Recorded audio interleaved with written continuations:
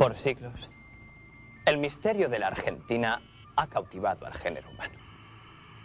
La posibilidad que hubiese existido un país llamado la Argentina en esta parte del Océano Atlántico conmovió a los científicos de todos los tiempos que intentaron, en vano, encontrar pruebas de su existencia. Diferentes expediciones se lanzaron en búsqueda de una civilización que se extinguió sin dejar rastros. Durante siglos, la Argentina fue solo un mito, una leyenda.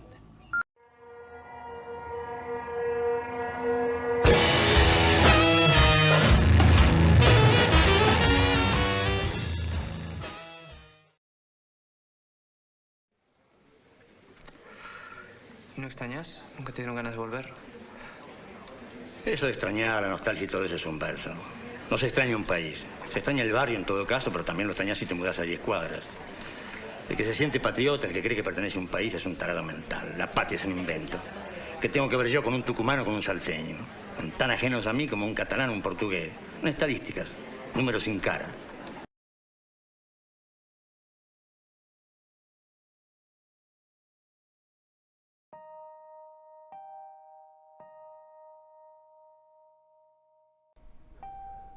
No nos une el amor, sino el espanto.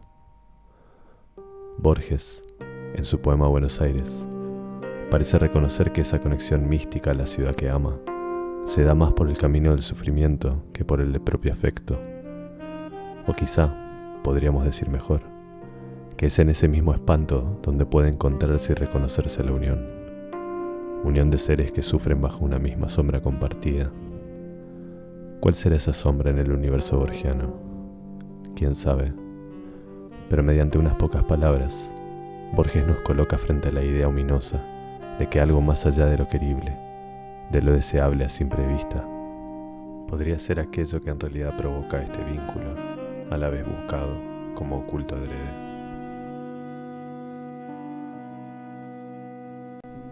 Argentina, país, nación, cúmulo de culturas y costumbres. ¿Existe?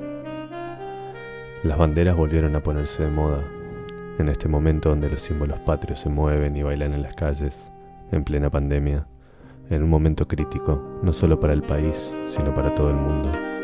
Retorna un grito antiguo y bien conocido. ¡Viva la patria! Lo primero que surge frente a esta pregunta, incómoda para tantos, es el camino de la negación rotunda. No son argentinos, tampoco lo soy yo. En este país no existe algo real llamado Argentina.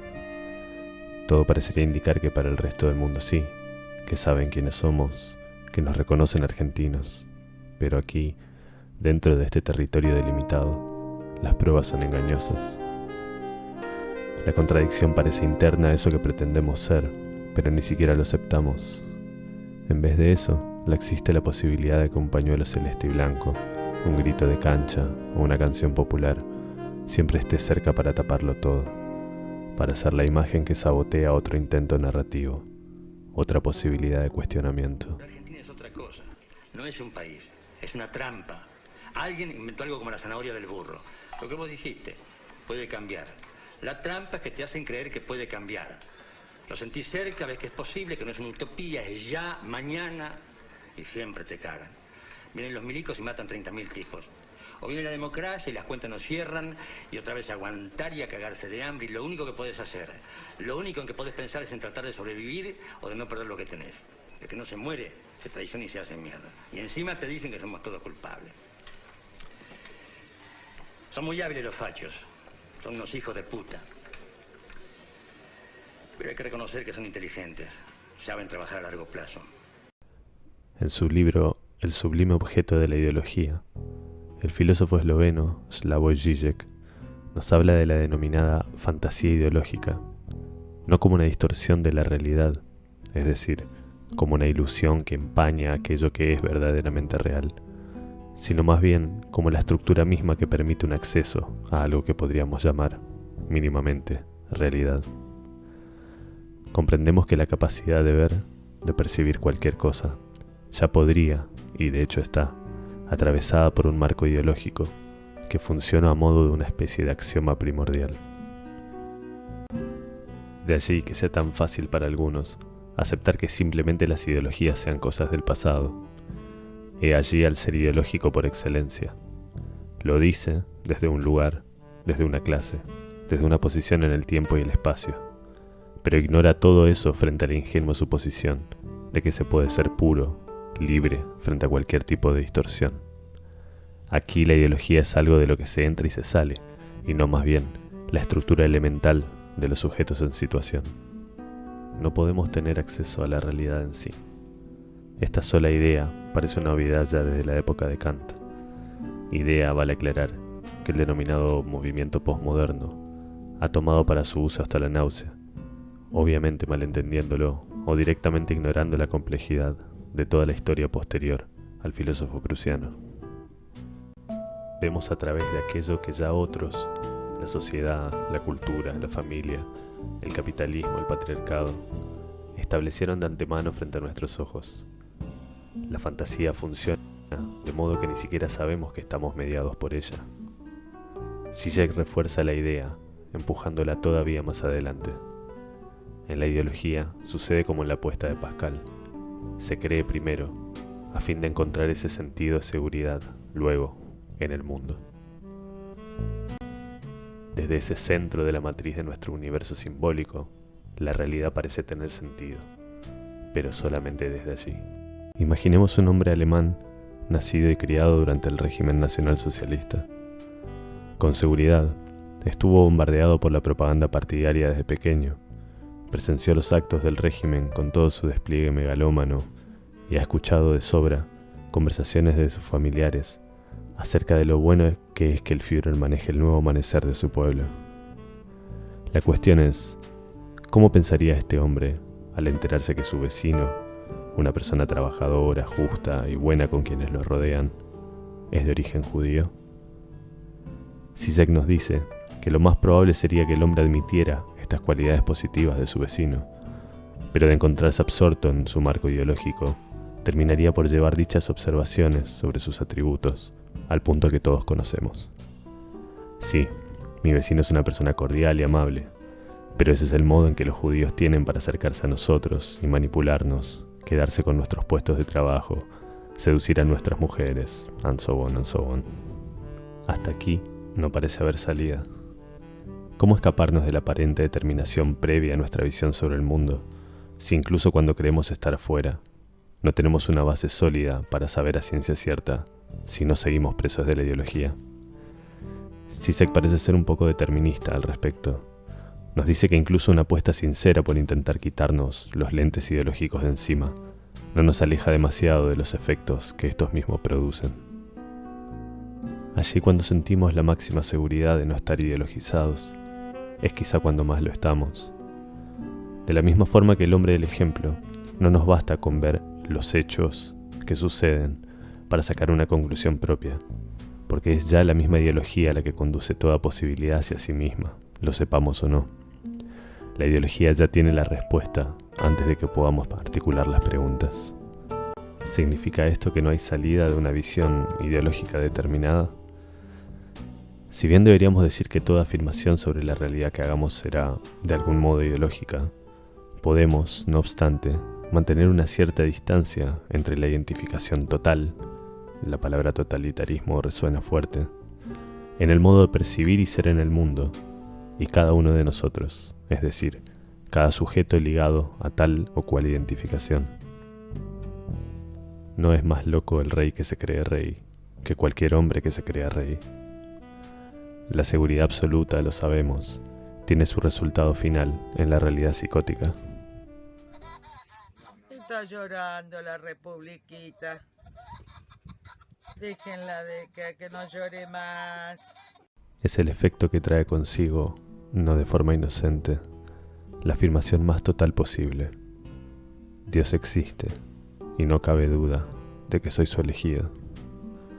O quizás, su versión más pintoresca, la patria existe, y no cabe duda de que soy su salvador. Pero entonces, ¿no hay salida? Antes que nada, nos toca aceptar que cualquier cambio en la posición ideológica solo nos llevará a una posición diferente, con sus propias características estructurales y con sus respectivos efectos. Nos demos cuenta de ello, ¿no? Aquellos que pueden mantener una situación no estereotipada frente a sus propias ideas y creencias, los que viven colocando el mundo entre paréntesis, los que critican sin importar el bando, podrían estar, de algún modo, un poco más lejanos a la trampa de la identificación. Curiosamente, suelen ser las mismas personas que sufren el precio de la incertidumbre, la duda y, por qué no, de la angustia. A su vez, son los mismos que más se acercan a una mayor amplitud y profundidad de las situaciones, comprensión que posibilita también mejores modos de accionar contra ese territorio en pugna, llamado en pocas palabras, realidad. ¿Cómo no caer preso de la creencia totalizante sin saberlo? Justamente, en el mismo hecho de dudar, tenemos al menos un indicio. La construcción de los vínculos, allí donde ni los roles ni los escenarios se plantean con las mismas formas automatizadas, traen un mejor respaldo para mantener una dinámica de no estancamiento. Pero los otros, que no funcionan simplemente en su dimensión de imagen, como refuerzo de una creencia que ni siquiera es puesta mínimamente en duda por un ejercicio dialéctico de la razón, los que no caen con facilidad en el goce de las banderas, los símbolos totalizantes, los discursos repetidos y poco elaborados, no están de moda en nuestros tiempos. Reforma de la Constitución, no, reforma de lo que se está por reformar. Pero eso para otra ocasión. En un mundo donde el capital continúa acrecentándose cada vez más sobre menos manos, parece que solo la clase dominante trasciende las fronteras nacionales para continuar con la explotación de un mundo globalizado. Tiene sentido al comprender que los nacionalismos siempre sirvieron a causas relacionadas con la burguesía y el poder de turno. El paño celeste y blanco se encuentra a la orden del día para tapar las contradicciones y sinsentidos de un discurso cuyo núcleo parece trascender a lo largo de la historia humana y reciclarse en relación a lo que este sistema de producción necesita, que cuestionemos cosas, menos al sistema en sí.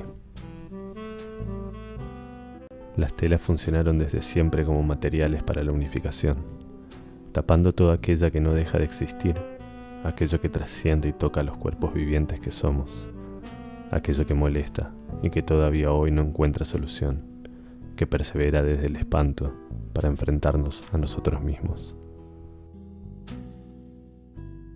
Quizá ser ya no argentino, ni italiano, ni alemán, sino primeramente ser, intentar ser, vaya antes por el camino de amar el espanto de eso llamado Argentina, Italia, Alemania, antes que los logros y aparentes victorias que se han conseguido bajo esos nombres, tan propios como extraños. Amar y amarnos posiblemente radica en comprender, antes que nada, aquello que se rehúsa a ser comprendido, desviándose por el camino del espectáculo, de los gritos y del papel picado. Amar como único acto donde la falta radical no es un problema, sino más bien la condición sine qua non de un futuro. Amar no como acto de entrega ciego, total, sino como ser de cara al encuentro, con lo manifiesto y también con lo oculto. Trascender los colores y ver que debajo de toda identificación encontramos una verdad real que nos atraviesa, que nos une en esta condición de ser la fuente de energía y el sostén de un grupo de personas que rara vez se preocuparon por los cambios esenciales que necesitamos. Quizá valga la pena abogar por un intento de sinceridad social y política, en su sentido más extremo, a fin de construir mejor una verdad que valga la pena creer. Quizá sea momento de que aquellos que sufren por dudar, por no tener la salida rápida de la palabra vaciada hasta el extremo, de los actos pomposos, del aplauso fácil y visceral, dejen de renegar de su sufrimiento y hagan incluso a través de él. Al final, solo la apertura entre la aparente seguridad y las palabras que a veces tiemblan puede ser la única acción discursiva cargada con un valor y un saber tan real como necesario. Quizás sea momento de abrazar el espanto que nos une, antes que ese falso amor, esas falsas imágenes, que solo nos mantienen dormidos en ese largo sueño de las ilusiones impuestas.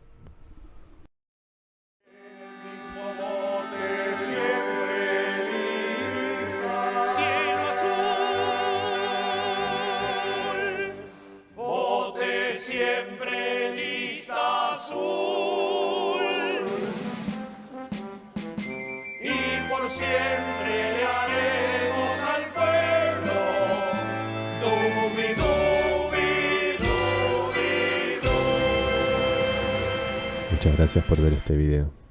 De interesarte, te invitamos a que te suscribas a nuestro canal. Dándole me gusta y compartiendo, también nos ayudas a continuar creando contenido. Al final del video, como en la descripción del mismo, podés encontrar nuestras redes sociales para seguirnos y estar al tanto de las novedades. Gracias nuevamente. Somos humanos y todo lo humano nos concierne.